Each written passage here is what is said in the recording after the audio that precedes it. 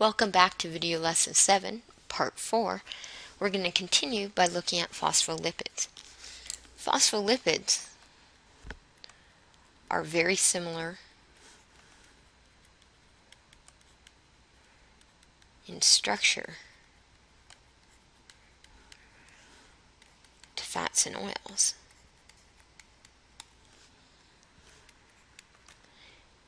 Except one of the fatty acid chains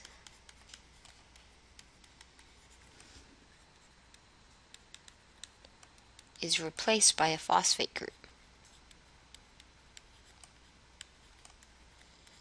And this makes a huge difference to how it behaves. Okay. Now remember, a phosphate group is phosphates attached to oxygen, and they happen to be charged polar group. So if we're to look at the general structure, we're going to start out and we're going to show you the glycerol backbone, but we're going to twist the shape of the glycerol backbone just a little bit. So if you remember before, we started out with CH2OH. Well, here's the H2, here's the C, and then when it joins up to the fatty acid, we showed last time, joined up to the fatty acid, the oxygen to the carbon, double bonded, it's going to have some sort of fatty acid chain. Okay. Then we've got the next part of the glycerol backbone, the CH, and this is again going to be attached to a second fatty acid chain.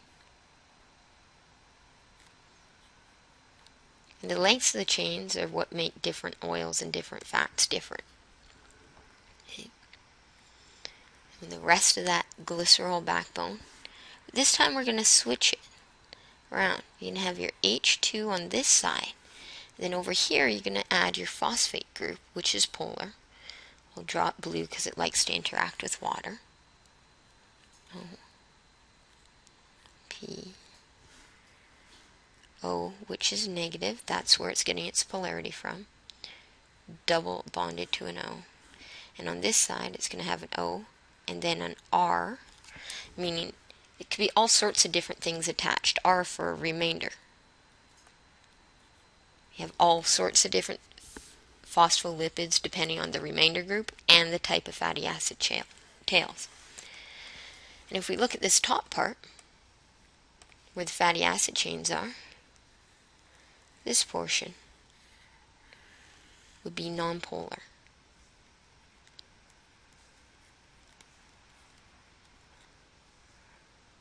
Which equals hydrophobic, water-fearing. Whereas the other end, we look at this portion,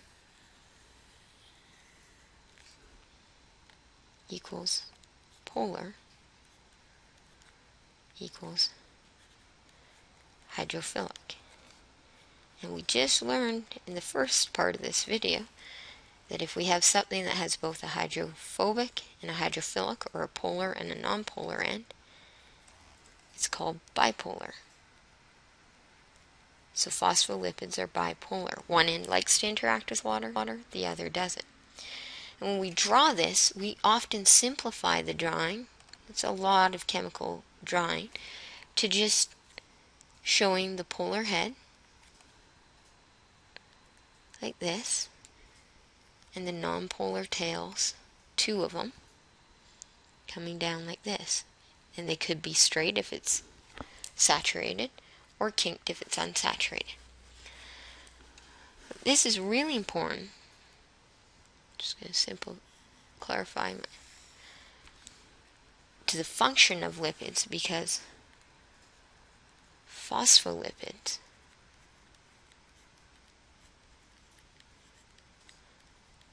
are a major component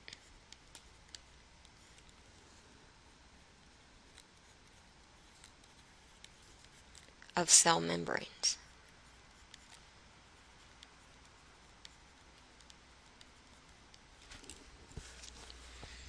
Indeed, what happens is they form a double membrane or a bilayer. And it starts out and you have all your nice hydrophilic polar heads.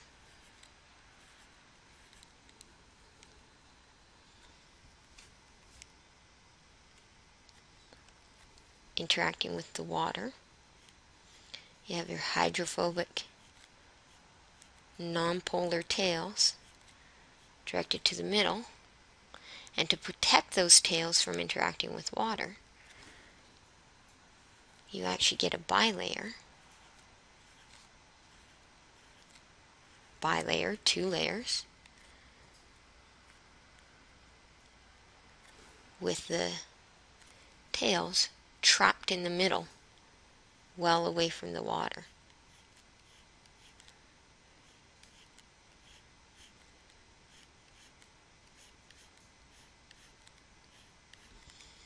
So on the outside, we have the water interacting here, and the water interacting here. And then if you turn that into a sphere, instead of a straight line, 3-dimensional sphere, what you get is inside of the cell,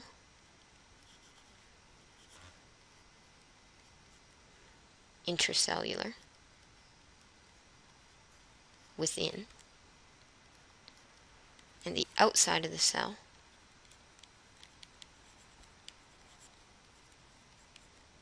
extracellular.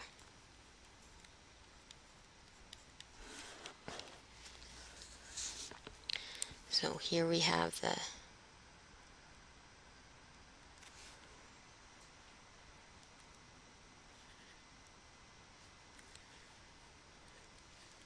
hydrophilic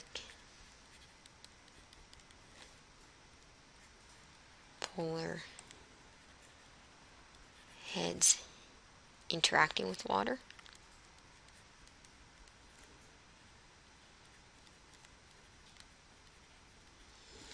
And then in the middle, we have the hydrophobic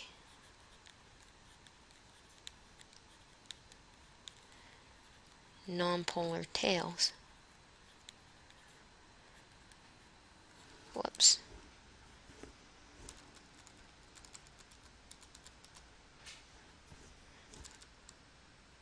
Nonpolar tails hiding from water. But what that does is it creates a nice layer or boundary that separates the inside of the cell from the outside of the cell. And it's called, altogether, and we're getting messy here, I apologize, a lipid bilayer. And all membranes in your cell are made up of a lipid bilayer. And the very last subclass of lipids we have to discuss are steroids. Now, there's many types of steroids. Their general function is for signaling throughout the body. So they send messages to the body to do something. And their structure is very different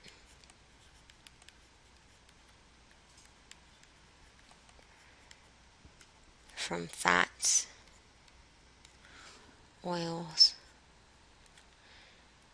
and phospholipids.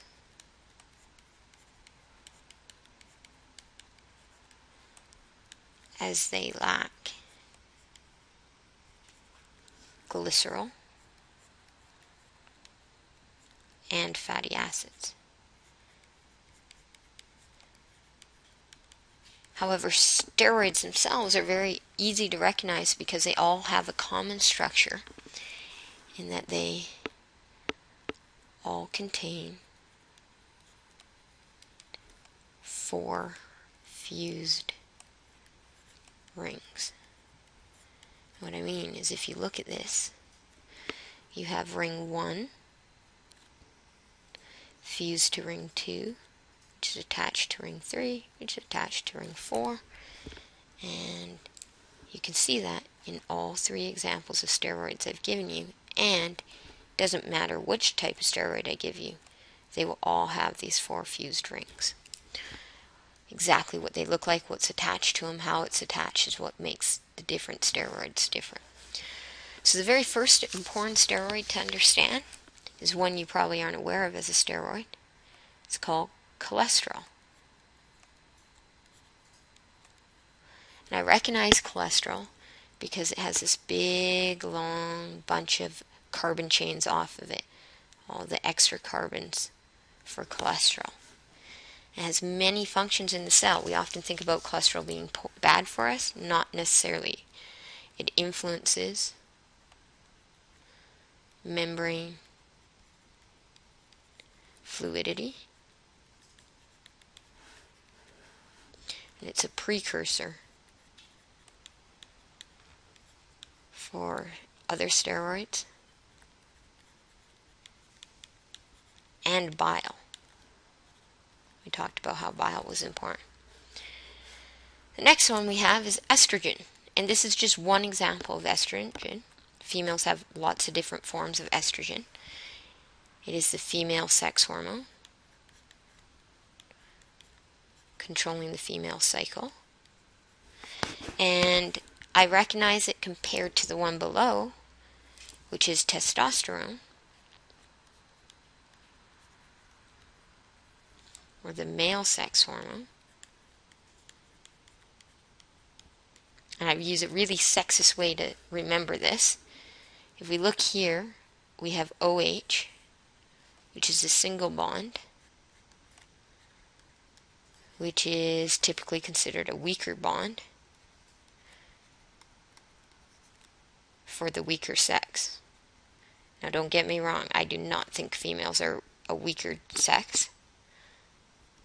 Unfortunately, on average, we are not as physically strong as males. So over here, I remember the testosterone has the double bond, which is thought of as the stronger bond. And as much as it pains me to say this, for the stronger, at least brute strength-wise, on average, sex. So for guys, so that's how I remember testosterone versus estrogen structure. Okay. If you have any questions, I hope you come see me in class. Otherwise, have a great day, and I'll see you in class.